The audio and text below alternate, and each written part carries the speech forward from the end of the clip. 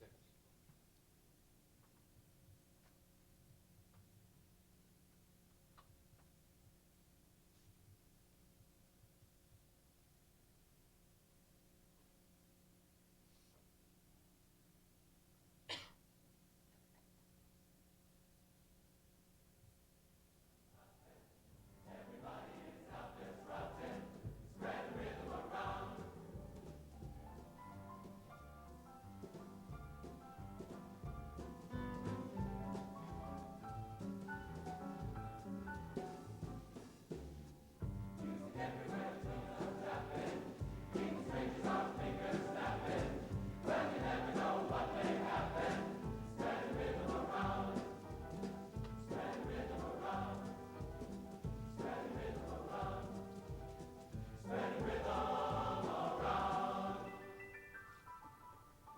Good evening, good afternoon. Welcome to a special edition of A Public Conversation. My name is McCarthy Coyle, and if the crew maybe could put that monitor on, I might have a little sense of what's going on. Thank you. We're going to have a special guest coming in shortly in about 5 minutes after I lament a couple of things in the community. Father Alas, who's an international traveler and works very diligently in Central America, and he's visited Montana before, and we'll have a chance to visit with him extensively.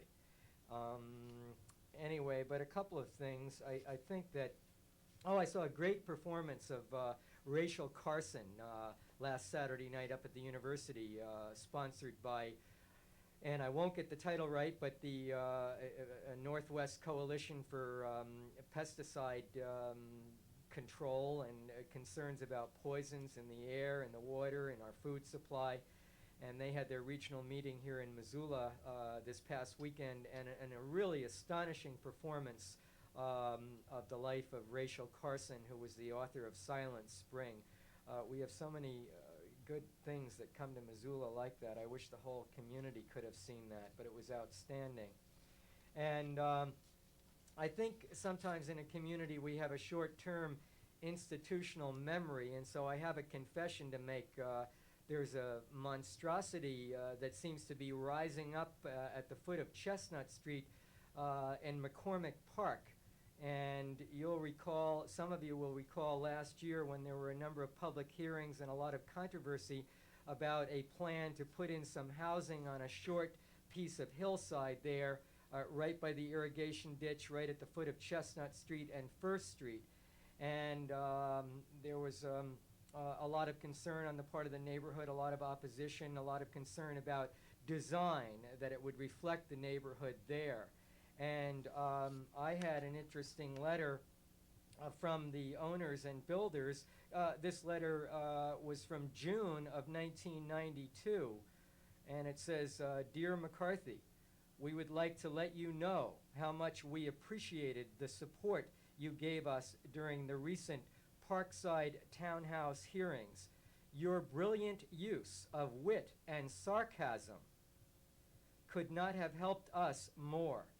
We achieved the end result we needed with help from people like you." And that was signed by Tom Devaney, Jack Meyer, and while the name is listed as John T. Boyle, I don't see his signature here, so I don't know if he had seen this letter.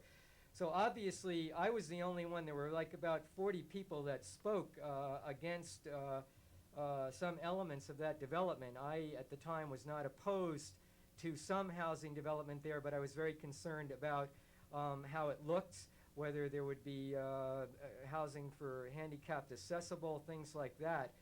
But no one else got a letter like this but me. I would say that it's an adroitly written but rather nasty letter. And I guess that they did achieve the end result that they needed. And why don't you go down and take a look at the building going up there at Chestnut and First Street, because it seems totally out of proportion with what was finally what we thought we had agreed to during the city council process, through the planning process.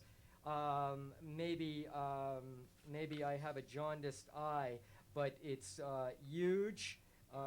It's out of kilter with the neighborhood. And I don't know what happened during the process of how this finally got approved, but I guess they got what they wanted, and the neighborhood did not.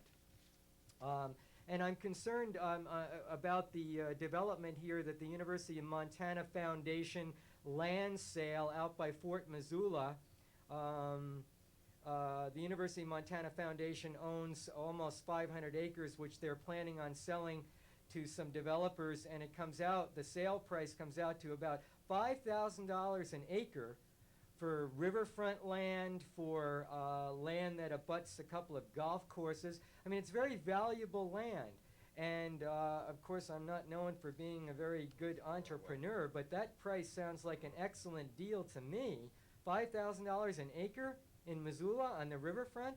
I think the foundation ought to think about, whether they can find a buyer who's willing to pay a little bit of a higher price. Now, the University of Montana Foundation said that they are selling this land for which they'll get, I think it works out to be something under $500,000 for scholarships for students and things like that. But there's going to be, at least it's in the offing, that there's going to be a big housing development put in there.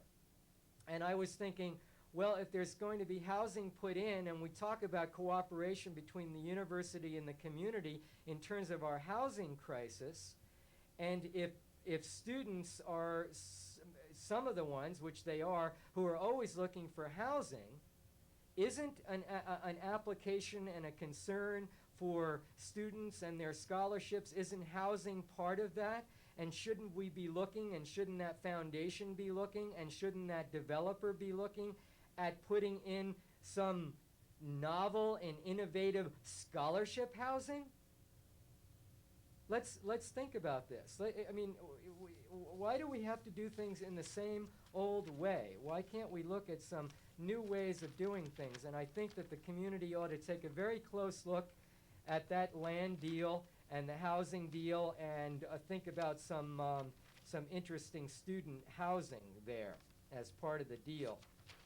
And our guest, Father Alas, will be coming on soon, but I just wanted to call attention to the lead news story in the New York Times of the 1st of November, just less than 2 weeks ago. This is the lead story. Key Haiti leaders said to have been in the pay of the Central Intelligence Agency. And the aides to President Aristide are very angered, and the payments from the CIA show that their own CIA attacks on Aristide have been one-sided. And what I'll just touch base on this a little bit here. This is the lead here. Key members of the military leadership controlling Haiti and blocking the return of its elected president, Jean-Bertrand Aristide, were paid by the Central Intelligence Agency for information from the mid-1980s, at least until the 1991 coup that forced Mr. Aristide from power, according to American officials. You know, I don't understand why, according to the United States Constitution, all budgets have to be approved by the United States Congress.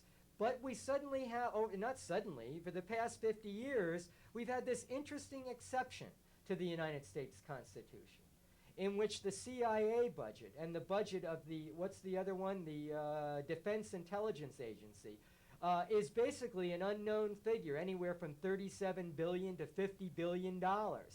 So we have secret hearings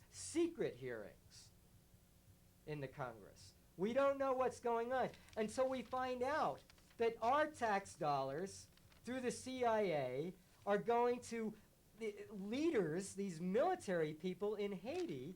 It's a disgrace. It's anti-constitutional. Well, enough of myself complaining and calling attention to. I'd like to welcome Father Alas into a public conversation.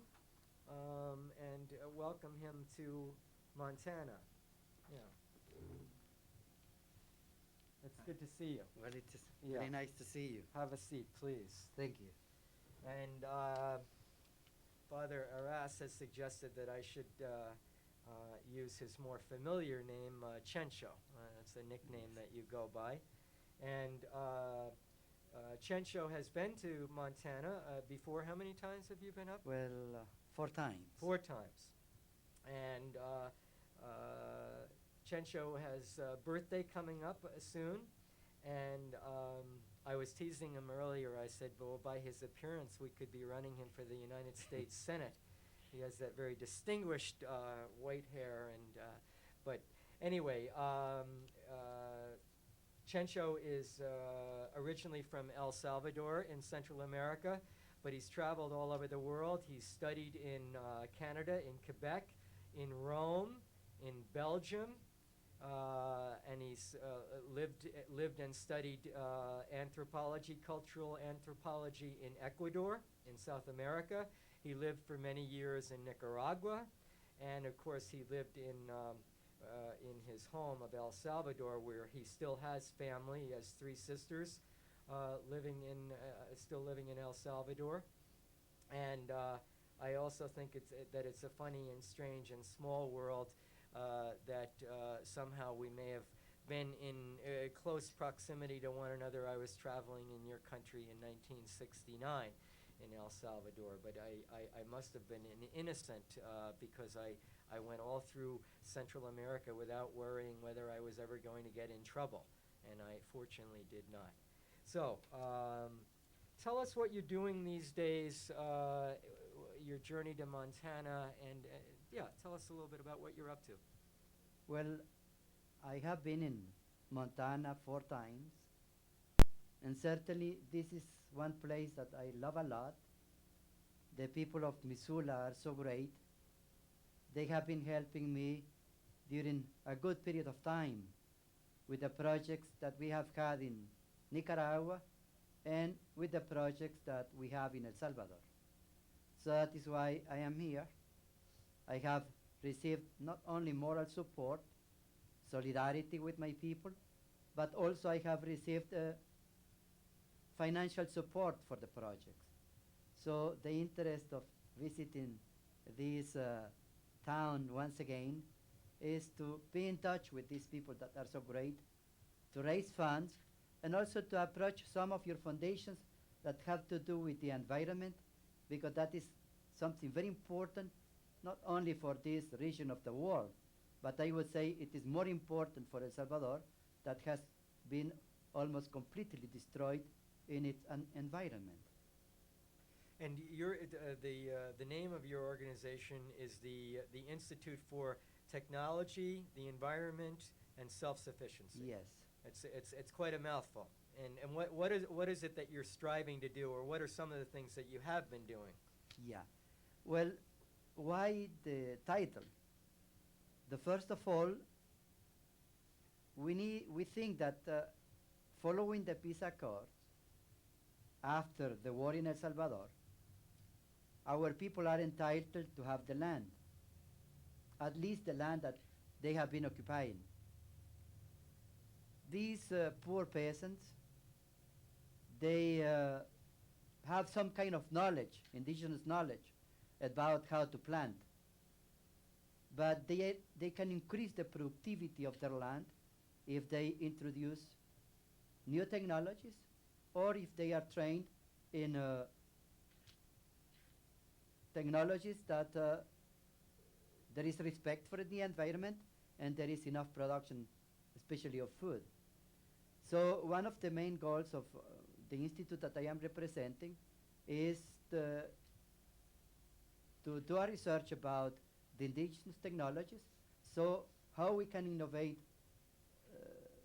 new things and transfer them to the people, or peasants or women, and thinking about economic sustainability. That means that we do not destroy the land, we do not destroy the air, we do not destroy the water. That means that between we human beings and the nature, that is a relation, that is a lovely relation, that the nature take care of us and we take care of the nation. That is like to be in a community in this planet. And self-sufficiency because, well, our people for years and years didn't have the control of their own things. So if we speak about self-sufficiency, we are not only speaking about economic self-sufficiency.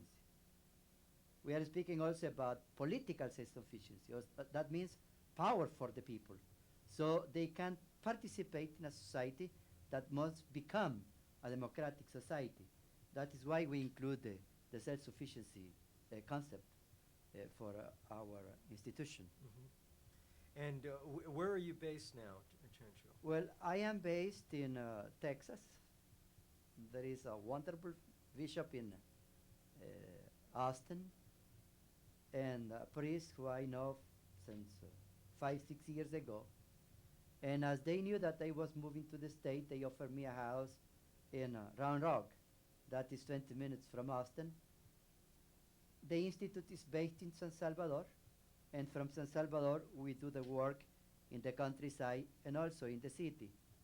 So I am partially in San Salvador and partially here in the States. And then you have and you also have something on the ground happening in Nicaragua as well. Is that? Not anymore in Nicaragua. I was working for Nicaragua for 8 years. Mm-hmm. I started the Central American Foundation. That is a foundation that is present in every one of the Central American countries. That means the 7 Central American countries. Belize is part of Central America, also Panama. And we develop very good projects in that region. What could you describe could you describe, let's say, something that's actually happening in El Salvador as a result of your project, your work? Could you give us an example of? Yeah. During the 50s, the Green Revolution was introduced. That means the use of chemicals, pesticides. My country is a country that produces cotton, sugar, beef, coffee.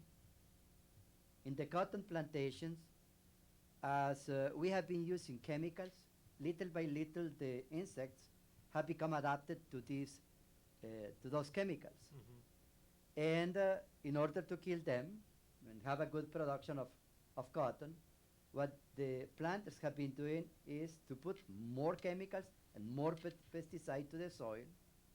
The result of that is that the nutrients, the organic nutrients of our soil are destroyed, the water is polluted, and the air also.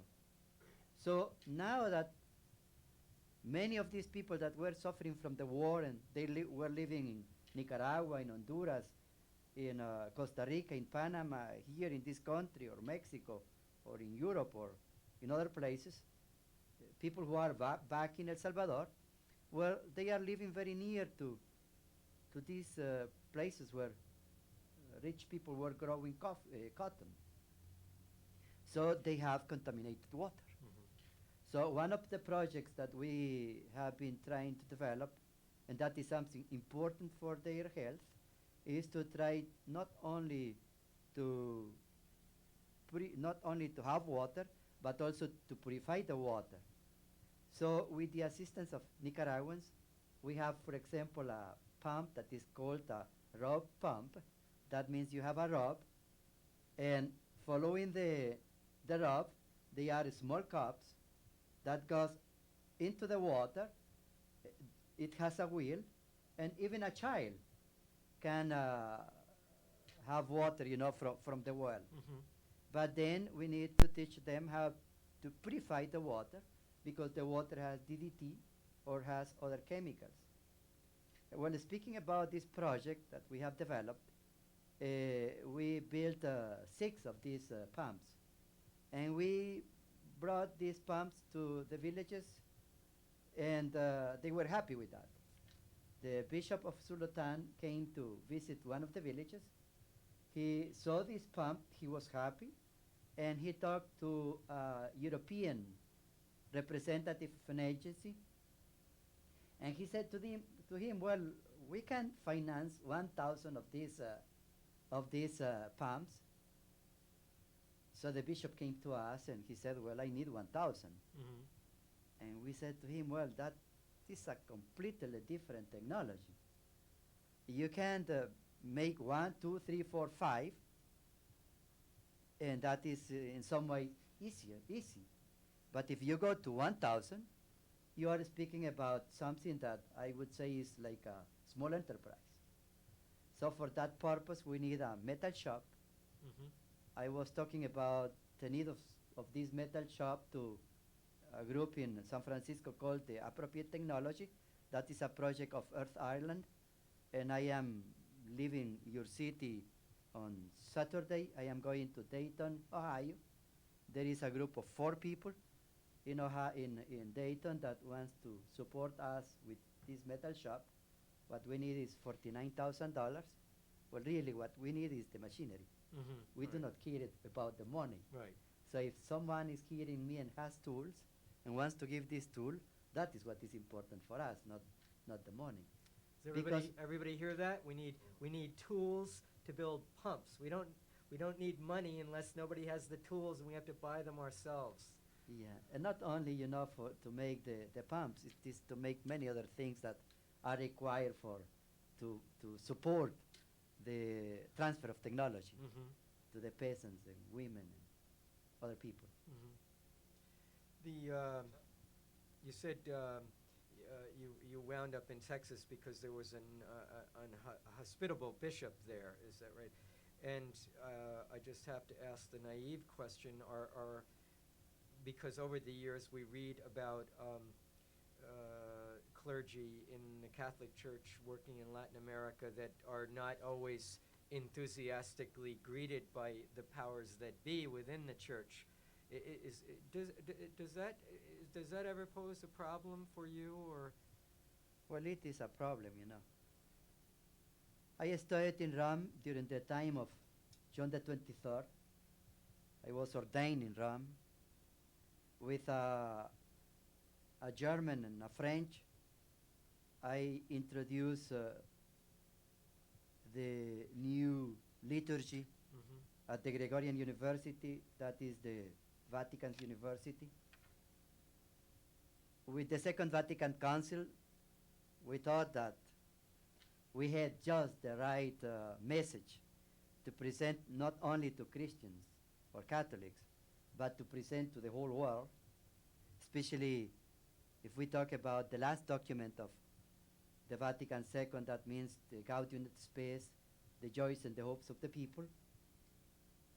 We had the second conference of the Latin American bishops that was held in Medellin in 1968. The bishops very deeply present to us the justice and peace situation in Latin America, and with all these elements that were bringing light to us, to our way of thinking, and bishops like Proaño in Ecuador, and many other bishops in Latin America, and later on, like Romero in El Salvador, Bishop Romero, well, we thought that the church was really closer to the gospel, to the message of Jesus. But things have changed a lot. Mhm. And the church of John the 23rd is not the church that we have today. Until now, in many places in the world, and especially I would say in my country, El Salvador, they are priests who are very close to the people. That they do not care if they need to sleep in the floor of a peasant or eat the beans and the rice that they eat and the tortillas. People who know about human rights and they defend the human rights of our people. People who have a global approach to the world, not only to El Salvador. And those people, I would say, are the prophets that we have in the country that continue doing their work. And at the same time, we have bishops, for example, the one of Sonsonate, that I do not know if he's a colonel or he's a bishop. Really, it's hard to understand him, his statements. Someone's really, it hurts the heart of our people. You're referring to a bishop in Cincinnati, you say? In Sonsonate, that is in El Salvador. Ah, okay. In El Salvador, yeah. Okay. One of our towns. And I wanted to get your impression, because of course, as you can see, I'm an avid news junkie. I'm always reading the newspapers. But really, Central America, which was on the front pages of U.S. newspapers for so many years, we read very little anymore about what's going on. Can you give us a picture of how you see the peace accords working out, and maybe start with your own country, and then maybe giving us your appraisal of Nicaragua as well? Before that, I will give you a small story. All right. That I really love, dealing with this issue. I was in New York, and I was with a union leader. He organized some lectures in one of the high schools in New York of dropout students. When I came to that place, to that high school, my impression was, not the best. That was about 7 years ago. I saw these students, the girls, for example, with all different colors in their head, red, blue, green. I said, my God, I will be talking to these people. And then I saw the boys, with their rotten trousers, walking like this, It was not easy for me. So I said,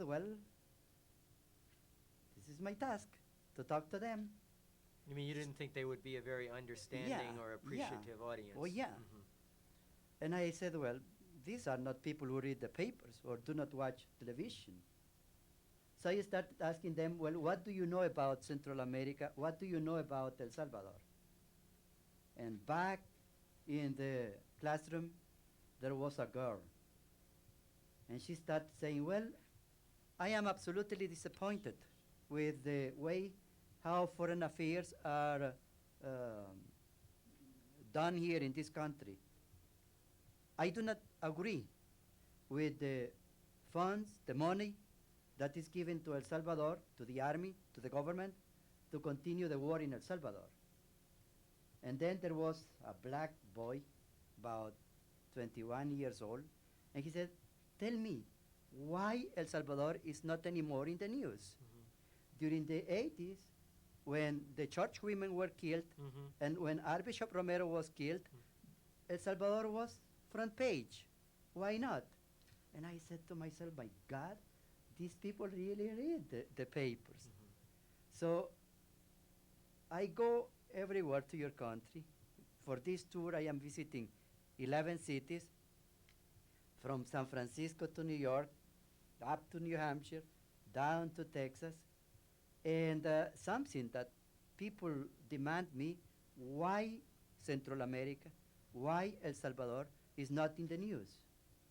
Well, it seems that only when we are fighting, or only when people put a bomb in one of these huge buildings in New York, or only when there is a lot of blood, then people are in the news.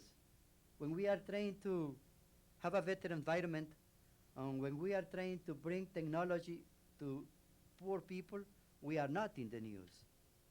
Well, I would say that very soon El Salvador will be in the news. In 1994, we will have the elections for president, mayors, deputies, and 20 representatives to the Central American Parliament. For the moment, we have been living in peace since we signed the peace accord 20 months ago. But now, the death squads are active in El Salvador, and they have killed 2 Salvadorian commanders of the guerrillas, who are not anymore were not anymore commanders. They were members of the FMLN, the new political party Mhm. that came from the guerrillas. They have killed uh, 14 more people since July. The army is once again in the streets, in the roads of our country. I have been many times in my country and I have seen them, walking and walking and walking. They said that it is because the crime has gone up, but I would say that is once again to put some psych- psychological pressure to the people Mhm. thinking about the elections in March. Certainly, the peace accords have brought to us peace. And certainly, with the peace accords, many of our peasants have land now. And the Treasury Police, the National Police, that were the most brutal forces Mhm. that we had in El Salvador, they are over. That means they do not exist anymore. That means there are changes in El Mhm. Salvador. Mhm. But I would say that it is important to continue watching El Salvador Mhm. because if you supported with your solidarity the transition from war to peace, now we need to go from peace to democracy, Mhm. to justice. And that is something that you, the North American people, can do for us. To write to your congressman, to your senator, to the State Department, to your president, to your ambassador in El Salvador, and tell them Mhm. that the U.S. people are watching El Salvador. That that is the only way, how we can flourish in democracy. Mhm. What's the who is the American ambassador there now?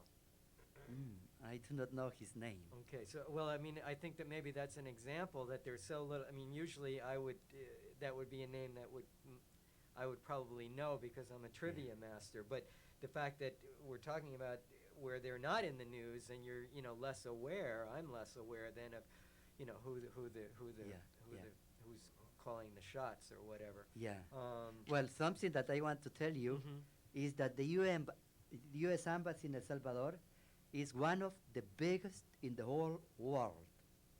It's a new one. mhm, That is a fortress. mm, That is not an embassy. That is a forest, mm, a fortress. mm, mm. Yeah. What you mentioned? You touched on a Central American Parliament. Now that's a new one for me. Well, the Central American Parliament has been in existence for about 6 years, Mm-hmm. and every country is supposed to elect the representative to this parliament. That comes with the Central American Peace Accords, Okay. and it is based in Esquipulas. That is a town in Guatemala, Mm-hmm. very near to the border of Honduras and near to El Salvador. Mm-hmm. Esquipulas is the center for our pilgrimages in Central America. There is the statue of Jesus in the cross. That statue was sculpted by an Indian, and the body of Jesus is the body of an Indian. Mm-hmm. It's a great statue, Mm-hmm. really beautiful, Hmm. really beautiful. That sounds exciting. So people, so it's a pilgrimage site, and that Yes. happens also be to the place where Yeah, the parliament yeah. is situated. It's like the capital for Central America. Okay. So it must be, if it's just 6 years old, they must still be just accumulating their influence and things like that. Yeah, Uh-huh. yeah. It is important for the Central American Common Market to Mhm. have a body like that. Also to watch the human rights Mhm. Mhm. in Central America, Mhm. and for many other purposes. Mhm. I, I recall that when I made my trip to Panama from California, and I had an old '53 Chevy pickup truck, and I drove it all the way to Panama without a jack. I didn't even have a jack in the car. So I'm either crazy or stupid. I guess stupid. But I only had one flat, and that was in a village. But I just my picture before I began the journey and as I started out through Mexico, well, my picture of the geography and the highway came from my fourth grade, geography book in American school, and they talked about the Pan American Highway.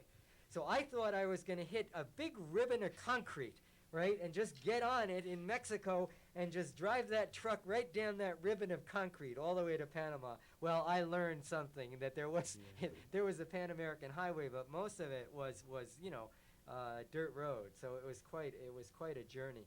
Well, as you are speaking about your pickup, in our office in San Salvador, we had a pickup. Mm-hmm. I say we had Mm-hmm.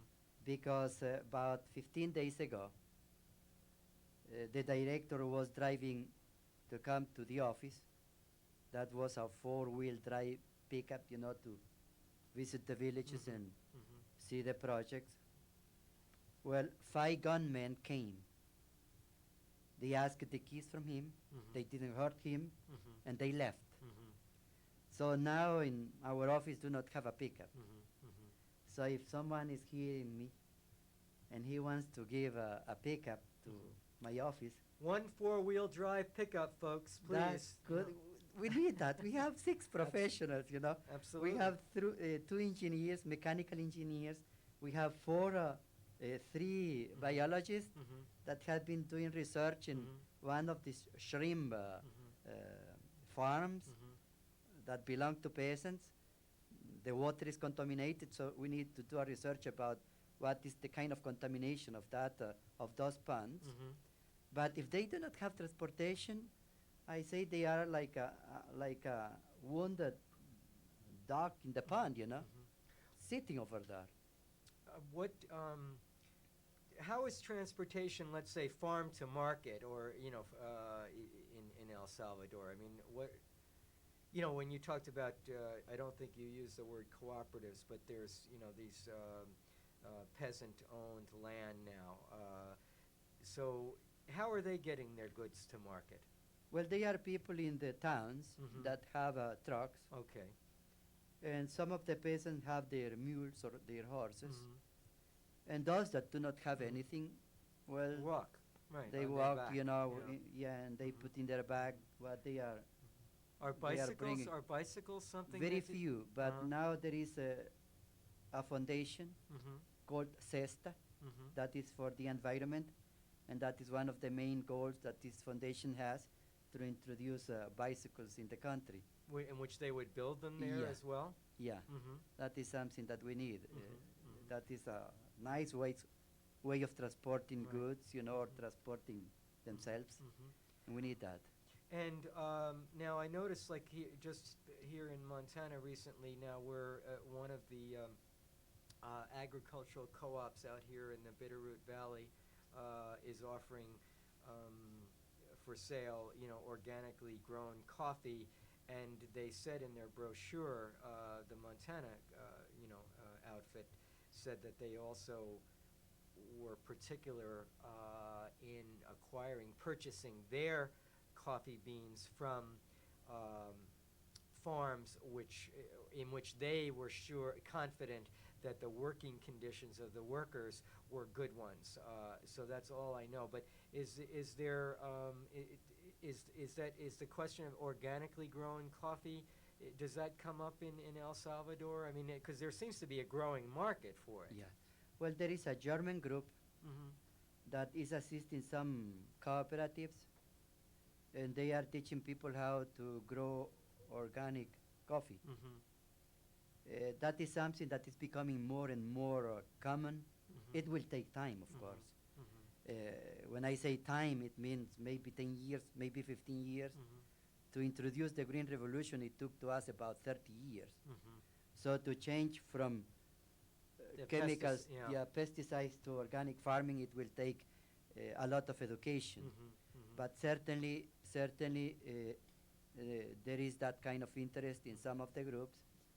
And I would say that is something that is becoming global. Mm-hmm. For example, I learned from a professor in Berkeley during this trip, Berkeley University, who has been in Cuba, that due to the present economic conditions of Cuba, Mm-hmm. they do not have any more support of the Soviet Union, and there is the U.S. embargo against Mm. Cuba. That is the only country in the world that have shifted from chemicals to Mm. organic farming. Mm. And I heard also from him that they have done research about indigenous technologies Mhm. that existed in Cuba before the revolution. And also the other country is China, Mhm. that is trying, to do its best. I mean, I'm a very much a lay person when it comes to, agriculture and environmental matters. But but many years ago, I thought to myself, wait a minute, I could see the growing market for organically produced goods, and in light of that, I couldn't understand the enormous resistance on the part of the, American national corporations and multinationals that were resisting this. And I thought, well, this is stupid. I mean, don't you see the market coming down your way? Why don't you, help, promote, organic. Oh yeah, but it takes time, to shift from one kind Yeah. of. That is the same when people were. The light was the coal, Mhm. and then they went to electricity. Mhm. I remember once I was in a house in a small hotel Mhm. in San Francisco, and I saw a note, near the electric, the Mhm. how you the switch, Yeah. and it said, "Watch, electricity is bad. It can harm you." Now people will laugh about that, Uh-huh. but Right. they maintain this, only because that was, Mhm. yeah, before Mhm. this century or at the beginning of the century when they introduced electricity. People were scared. Mhm. So every time that there is a change, people are scared. Those who are heads of corporation, they are scared that their income can become down, Mhm. for Mhm. the meantime. Mhm. Well, but Mhm. for sure, the war will come to that situation. Mhm. Yeah. Are there any corporations that have assisted you in your work? Not corporations. Mhm. What we are trying to do, well, inside El Salvador, Mhm. the National University is assisting us. Mhm. And the Lutheran University is a new one, and it has a department of eco-agriculture. Mhm. And here I have been talking to people of Iowa University, to Berkeley University. I was also in San Francisco State University, and I approached someone from Mhm. Evergreen College of Oh, Washington State. mhm. Yeah. Mhm. So there is interest, Mhm. and Mhm.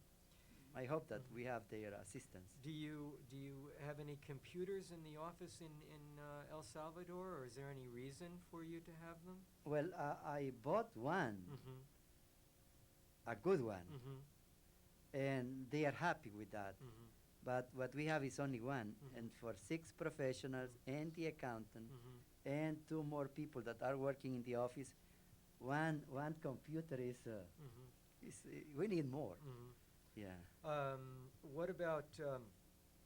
Are there any of the people in El Salvador? I mean, are there what we in America called alternative newspapers or things like that, where you're putting out your own information, where the people are?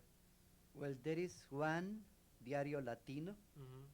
that is trying to survive. Mm-hmm. Of course, the corporations and the big people, they do not want, to publish their ads, Mm-hmm.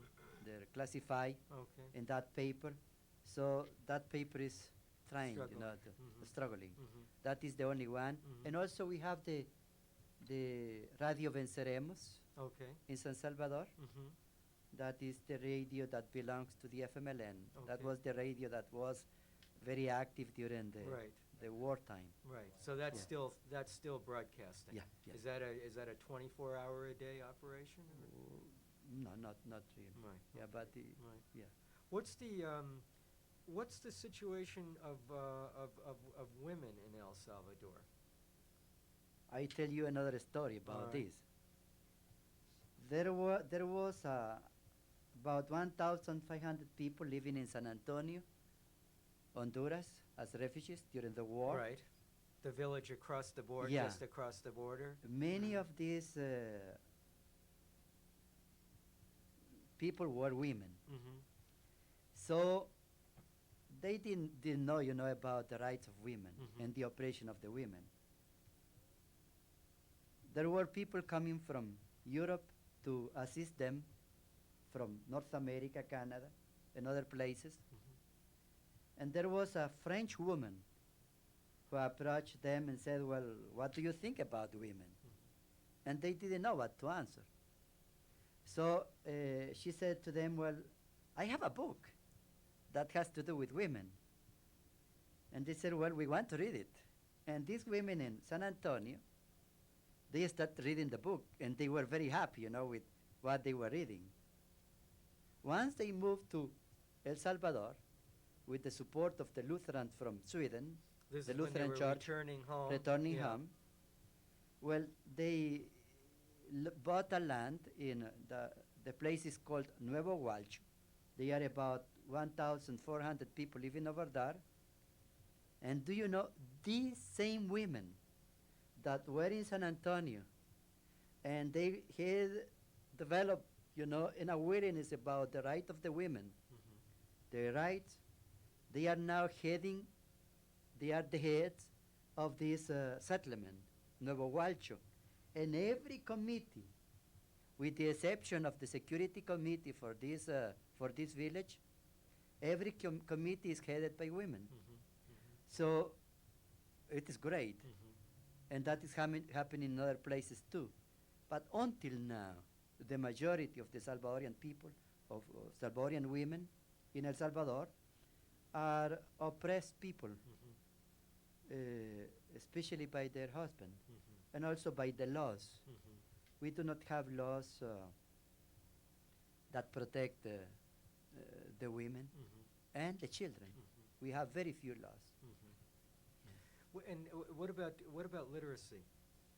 Well, 57% of the people are illiterate, and of those who know how to read and write, I would say that functionally, maybe 10–15% know what is the use of reading and writing. So really, we are in a country that is illiterate country. And let's we can return to El Salvador, but what can you give us any sense of what's I mean, I actually compared to El Salvador, I probably am more appraised of some of the conflicts in Nicaragua. What do you see going on in Nicaragua? Well, for me, the situation of Nicaragua is one of the saddest. It is so sad to see what is happening with Nicaragua at the present time. People were happy when Violeta Chamorro was elected. Of course, the Sandinistas, they were terrified because they lost power. They thought that they would continue. But in general, for the Nicaraguan people, they thought, well, with the election of this woman, that is the end of the war. Right. There is peace. The U.S. will lift the embargo. We're moving into a democratic process. And we are, yeah. What happened with her? First of all, as the Sandinistas continue in the army, the U.S. government didn't give enough support to Nicaragua. And also because your country has been great to support wars and not development. That means once they win a war, they are happy with that. And they do not care about what happens to the people, So in one side we have the Sandinistas at the present time. In one side we have the people who belong to the far right in political parties. And then there is Violeta Chamorro with some political parties that until now are supporting her. Instead of trying to build the economy of the country, and instead of trying to create avenues for democracy, instead of trying to maintain what the Sandinistas created that was good, And to put afar, what was bad, what they have been trying us is to fight for power. With that, what we see in Nicaragua is that the economy is down more than ever in the history of Nicaragua. I was living, my next door neighbors were two doctors living with their mother and wives and children. During the Sandinista time, their mother said to me, we were able to buy 4 chickens for a week. Now what we are able is to pay for one for 15 days, and we eat beans and rice and corn, doctors. So it doesn't matter who is who in Nicaragua, professionals or peasants or workers or women, with the exception of those, who are rich, people are really suffering. The hospitals do not have medicine. They do not have the resources to repair their roads. The schools are in shame. Everything is, well, Nicaragua has become maybe after Haiti, the poorest country in the Americas. I need to take a breather. Yeah. I mean, I remember Nicaragua. I mean, it was poor to begin with, and even when I traveled there in 1969, the inflation, I can remember the difference between as soon as I traveled into Nicaragua and stopped even at a little, roadside cafe, just a poor little cafe, and the price of a bowl of soup or whatever was quite expensive relative to what I had been paying in other countries in Central America. And I thought, my gosh, if I'm noticing this, and they weren't boosting the price up because of me, because I was a tourist, that was the price that everyone was expected to pay. And I thought, even though I was traveling on a limited budget, I said, my land, I said, if I have to pay this, I mean, this, it was clear that it was a very struggling and poor country. But Even when the Sandinistas came to power with the approach to economics and also to social issues, what they did was to lower the price so everyone would have food, everyone would have transportation. I think that I know about a little bit about economics and about finances, and I think that with their idealism, what they did was too much. Because, for example, I had a van, and with $3, I could fill the tank of my van. In El Salvador, I would pay $35. In Nicaragua, for the same gallons of fuel, only $3. And rich people and poor people were paying the same. Of course, they were receiving this at the beginning, this petro from Mexico and from Venezuela. Later on, as they couldn't pay to Mexico and Venezuela, they were receiving the petro and the gas from the Soviet Union. But when you build a country, you cannot come, so down to the prices. You need to maintain, to recuperate at least what you are putting, So that happened with the Nicaraguans. But at that time, even if people were in line to buy their food, they had food. Now you have beautiful supermarkets with goods produced in Florida, or they bring goods from Panama, chicken, eggs, ham, etc., that they import from Florida. But who are the people who can buy that? Well, very few. So that is the problem. What do you hit times in your life and your work in which the blues sets in and where you're down? Yeah, sometimes yes. Well, last July I was down. I sent money to El Salvador for the administration We bought a computer, Mm-hmm. an IBM, with the scan, Mm-hmm. with everything. I sent too much money down there. I was left with only $3,000 for my work here, and also expecting to send more money in August to continue the administration, the projects. And there was a time at 2 o'clock in the morning that I was thinking, well, it's hard to continue this. And my God, I was praying, I was sad, and I didn't know how to continue. Then I said to myself, why I do not write a project for institutional support. I wrote in 3 days a proposal. I sent this proposal to 10 people, and once again, the great heart of some of the North American people.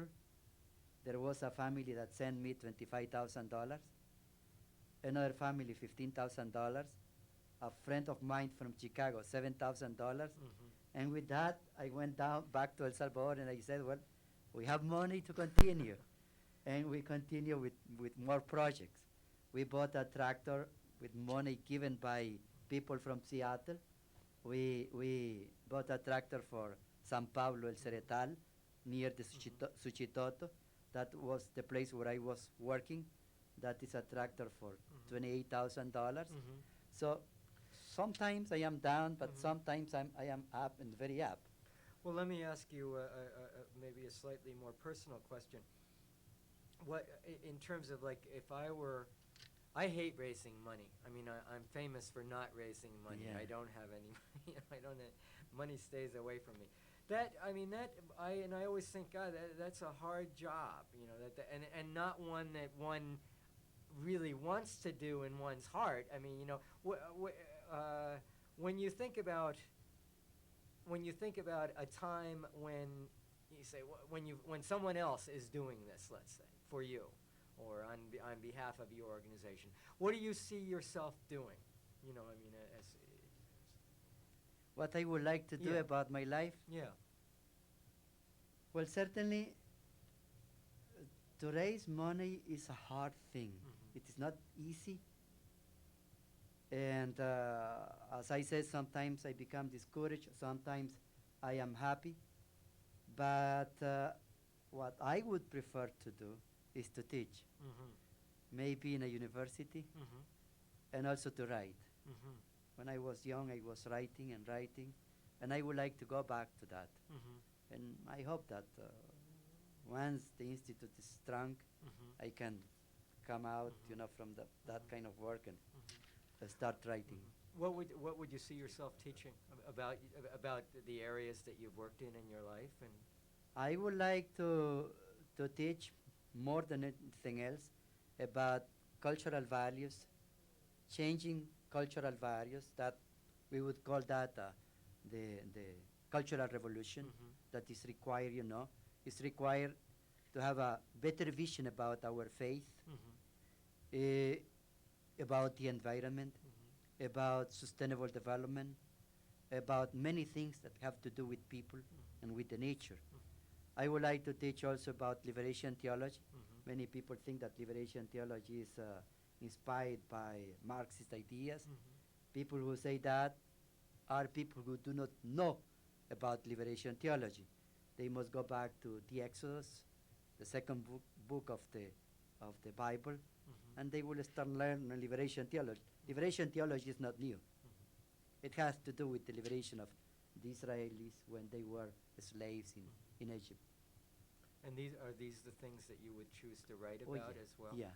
Well, I want to write a book about my own experience in Suchitoto when I was working with the peasants for 8 years, and the process that we follow from evangelization to social demands to politics. And that was in what country? In El Salvador. And what kind of a we got to wrap it up. Just got a minute or so. Yep. Okay. Well, I'm enjoying this so much. I could go for another hour and really get down to the nitty gritty. But I want to thank you so much for coming home to Montana, and we hope you'll come back, and best of luck. Well, thank you, Greg. All right. Thank you. Thanks to the crew. You are in the back of this Right. They're beautiful. behind the, yeah. thanks very much, Terry and Ray and Greg and Cindy. And we'll pump up the music, and we'll depart the set, and we'll see you next time for a public conversation. Thanks for tuning in. Okay.